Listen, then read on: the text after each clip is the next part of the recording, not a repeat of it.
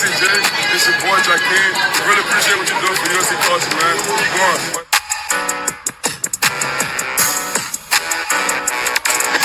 Going on, shout out USC Jay, man. Appreciate the support.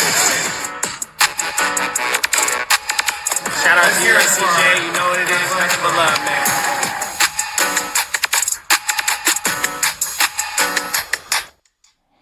Trojan Philly, what's up, man? USCJ here. Listen, this is the day after of that performance that we saw yesterday from this USC football team, and let's just call it the staff.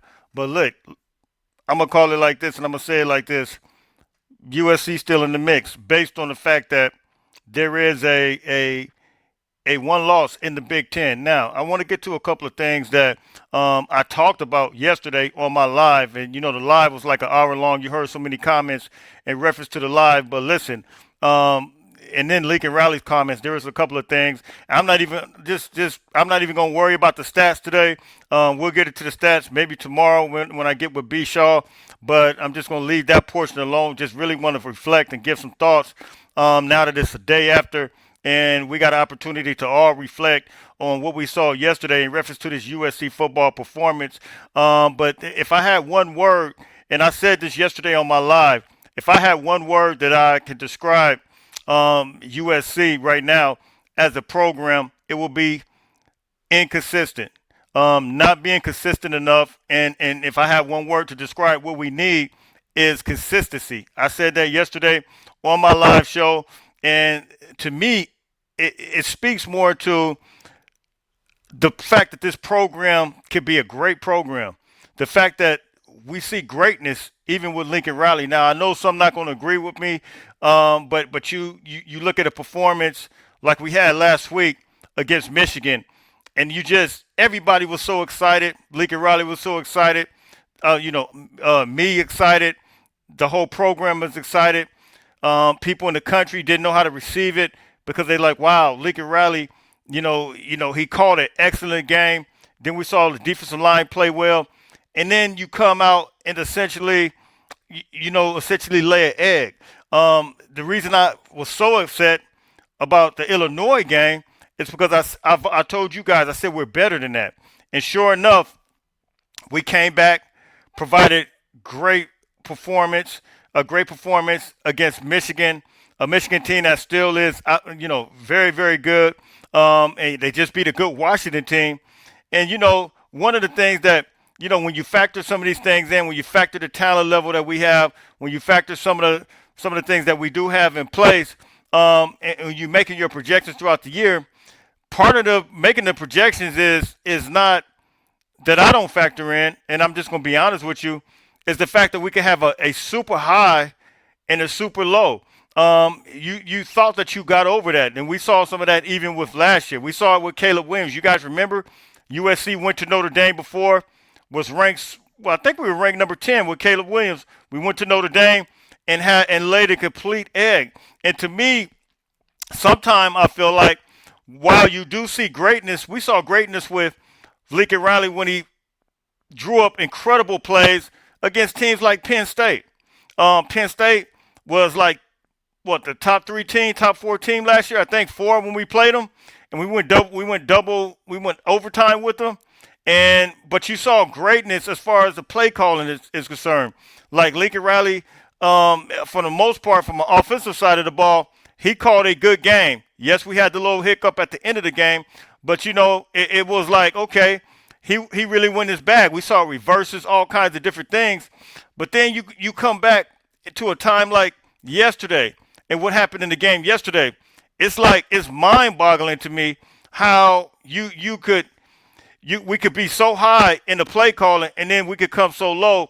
And one of the things I heard him say yesterday was that, somebody asked him about the call with Mekhi Lemon. And you guys know, those who were on this live yesterday, I said that play was completely unacceptable. The rain aspect of it, number one. Number two, we really didn't need that. You had success. I think just hit Jaden Maiava. Jaden Maiava just hit some, I think it was Mekhi Lemon on a big play. Then we come back and put, I can't even put it on Mekhi Lemon. I got to put it on the head ball coach because you put him in that position to where, and some people say, I guess some think, feel rather that you put the ball in the best player's hand. But I just felt like that call with the raining aspect of it, it's kind of rough. It's kind of a lot to put on Makai Lemon. And Lincoln Riley, when asked the question about it yesterday, he immediately responded less than 2 seconds and said it was stupid, and he kind of left it alone. And so, I agree. It just wasn't a good call. It wasn't a call that you want, at that particular time. We had several opportunities to come and win that game. It wasn't like the blowout, when we played Notre Dame in 2023 with Caleb Williams. It wasn't like that. Like, we had a real opportunity. You saw different things unfold, whether it was the kick return, which I could bring up a lot of things. And, I'm not even talking about a lot of the holding calls right now because there were several holding on, even that kickoff. You guys saw some people on my live yesterday. They talked about even with that kick return, there were a lot of holding calls. But at the end of the day, I'm sure there were holding calls against Michigan. There were some calls that we had to fight through. And it's going to be the same thing. Jaywalk and B. Shaw specifically came on my channel, and they both said the same thing. We're going to have to fight through some stuff. This is the reality of it. Not only is it in the Big Ten, but of course you're going to get the home cooking at Notre Dame. Of course, that's going to happen. We expected that. We talked about that. I'm not going to say we game planned for it because we weren't the coaches, but we expected it though. We knew that was going to be the case, and we mentioned it on the show. So I'm saying that to say that we can't use that as an excuse. We saw Tanook Hines get held bad. We knew that these things were going to happen. But at the end of the day, let's hold back. You know what I'm saying? Let's hold them back. Let's grab their jerseys back. Let's see how it is. I mean, because if it's a one-sided thing, and officers have to review that, then so be it. Because it's like, at least if we do it back, I'm not even gonna sit here and say that. Look, it's just all Notre Dame. We have to have the fight in us to go back and grab the jerseys, because if that's the game that they want to play, we got to play it right back. I'm frustrated because it's like I've seen calls on several different occasions, whether it's last year at Michigan, whether it's last year in the Big Ten, and it's just like I'm to the point where it's like, do it back. Do it back, and then let's get nasty with them and do what we got to do. But here's what I'm gonna say, man. I didn't come on here to really talk about all this, but what I am gonna say is we need consistency from the top. Everything starts from the top. You guys know I talked about it. And, do I think Lincoln Riley's a good coach? Absolutely. Do I think he needs to still be a play caller? Absolutely. But at the end of the day, we need consistency. Do I think he still needs to be the head coach? Absolutely.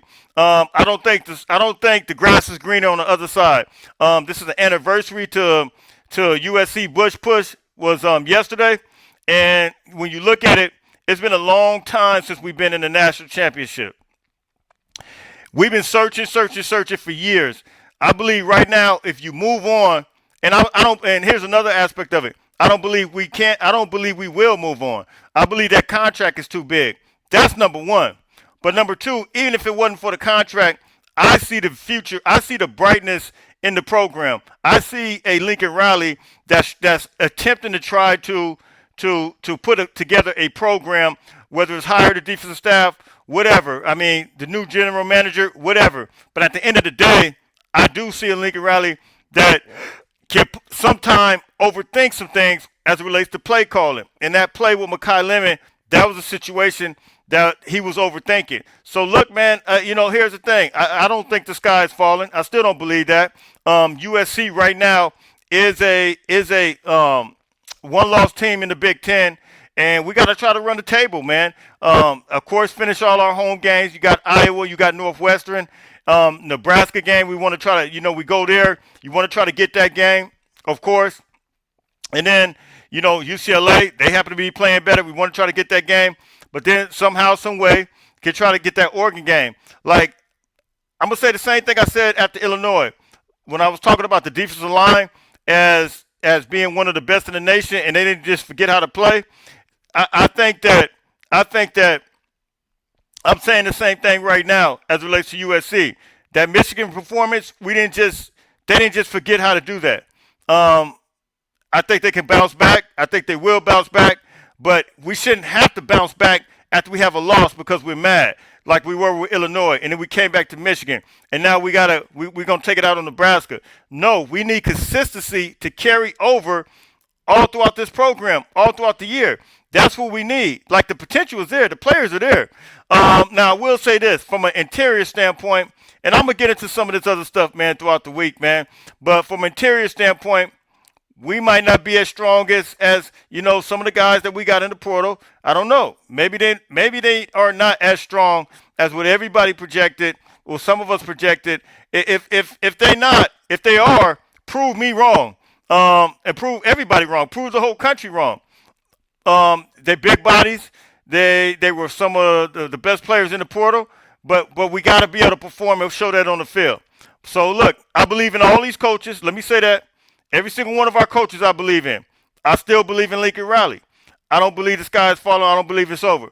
But we have to show consistency, and you have to help change the narrative for everybody else to believe. Because at the end of the day, the narrative is going to still be out there. You can't win a road game. And until we do change that narrative, actually put it in play, that's what everybody's going to continue to say. I know we're better than that, but the country doesn't know we're better than that because the results keep saying the same thing. I'm out of here, man. It's USCJ32 on Instagram, USCJ32 on Twitter. Happy Sunday to everybody. Fight on, fight on, fight on.